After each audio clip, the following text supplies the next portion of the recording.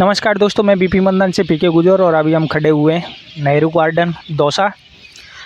मैं आज सारे दिन भर में कम से कम 8-9 जगह पे बैठा। मेरे को बुज़ुर्ग लोग भी मिले, युवा भी मिले, बहुत सारी महिलाएं भी मिली। जो मेरे को उनसे जानने को या समझने को मिला, वो सबसे बड़ी बात ये थी कि दौसा के अंदर यदि कोई कैंडिडेट फिक्स होगा, दौसा के अंदर कोई कैंडिडेट जीतेगा, कि जिस पार्टी का भी जीतेगा, वो सिर्फ कैंडिडेट के चेहरे पर कैंडिडेट जीत सकता है यहाँ पे।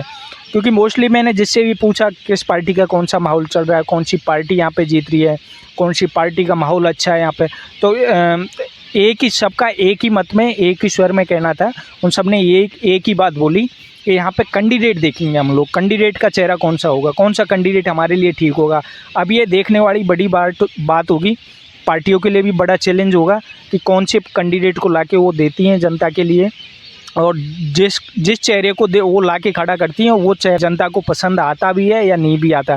मोस्टली अब पहले जो होता था वो एक माहौल के रूप में ले लेता था और वो कैंडिडेट निकल जाता, लेकिन अभी जो जनता है वो जागरूक हो चुकी है। यहाँ पे जो मैंने जनता से जानने को मिला है वो यही है, हम पहले देखेंगे उसको कि वो किस तरह का कैंडिडेट है, वो काम करने लायक भी है या नहीं है, या फालतू या झूठी बातें बोल के हमें बहला फुसला के हमारे वोटों को लेके जा रहा है यहाँ से। इन सारी चीज़ों को ध्यान में रख के ही वो कैंडिडेट को वोट देंगे।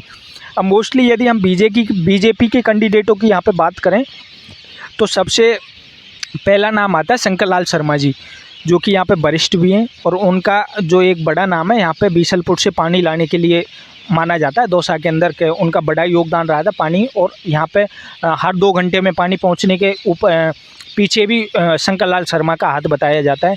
दूसरा जो नाम है वो डॉक्टर किरोड़ीलाल मीणा के लक्ष्मण भाई जगमोहन मीणा का है।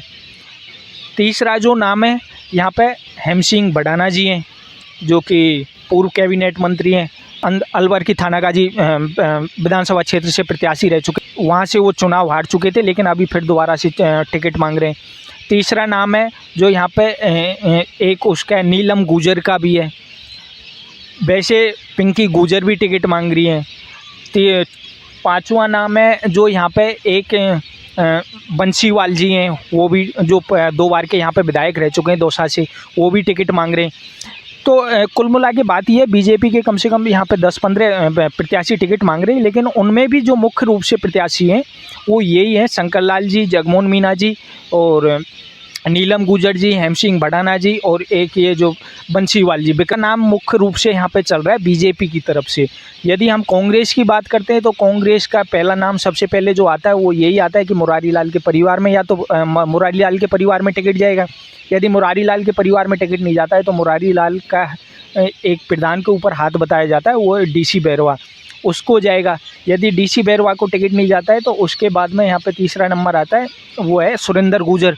सुरेंद्र गुजर का भी अच्छा खासा नाम चला हुआ है, और भी बहुत सारे हर एक समाज से, हर एक जाति से आपको कैंडिडेट मिल जाएंगे। लेकिन मुख्य रूप से जो ये है कि यहाँ पे यदि जो किसी नेता को माना जाता है चतुराई या स्मार्ट राजनीति के रूप में माना जाता है, वो मुरारी लाल मीणा को माना जाता है। और वो यहाँ यदि वो फ्रंट पे खेलते हैं तो 100% सीट निकाल देंगे, लोग बागों का ये भी कहना था। अब देखी जाए यहाँ के राजनीतिक मुद्दे इनकी, तो राजनीतिक मुद्दे यहाँ पे सबसे बड़ी यही है कि विकास के जो लोगों के दिल में बात है वो ये है सबसे ज़्यादा कि यहाँ पे विकास नहीं किया गया दौसा के अंदर। इसको एक ज़िले के रूप में ही रखा गया और सिर्फ नाम ही नाम किया गया इसका। वो राजेश पायलट के टाइम से ही नाम चलता रहा, लेकिन यहाँ पे जो निचले स्तर पे जाके देखेंगे आप तो विकास नहीं हुआ इतना। सड़कें टूटी फूटी पड़ी हुई हैं, प्रशासन है इतना खास उसका महत्व नहीं रहता प्रशासन का। तो ये सारी चीज़ें यहाँ पे देखने को मेरे को आज मिली हैं और लोगों ने मेरे को बताया है। बड़ी बात है वो मेरे को ये भी देखने को मिली, यदि पार्टी पहले ही उसका अपना सर्वे परिवेन में डिसीजन करके ये बात तय कर रही है कि इस कैंडिडेट को हम टिकट देंगे, तो बिल्कुल गलत होगा। क्योंकि पब्लिक सेंटीमेंट यहाँ पे एक ही है कि हम लोग कैंडिडेट का चेहरा देख के ही वोट देंगे।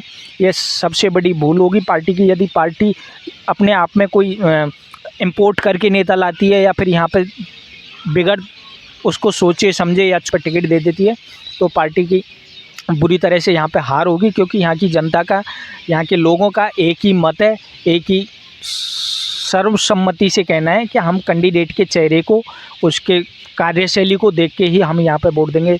ऐसी हम खबरें आपको दिखाते रहेंगे। देखते रहिए दोस्तों बीपी मंथन के साथ पीके गुजर। धन्यवाद।